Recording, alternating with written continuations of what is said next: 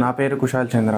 నేను సంగారెడ్డి డిస్టిక్ నుంచి నల్లగొండలో రామయ్య డిఫెన్స్ అకాడమీలో డిఫెన్స్ ప్లస్ డిగ్రీ జాయిన్ అయ్యాను. నేను రీసెంట్లీ June 1 ఎయిర్ ఫోర్స్ ఎగ్జామ్లో నాకు జాబ్ వచ్చింది, సెలెక్ట్ అయ్యాను.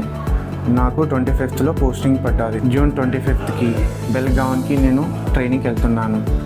రామయ్య డిఫెన్స్ అకాడమీ మీకు డిసిప్లిన్, స్టడీ, ఫిజికల్, ఫుడ్ చాలా బాగుంటుంది. నేను నా గోల్ని రీచ్ అయ్యాను. What about you?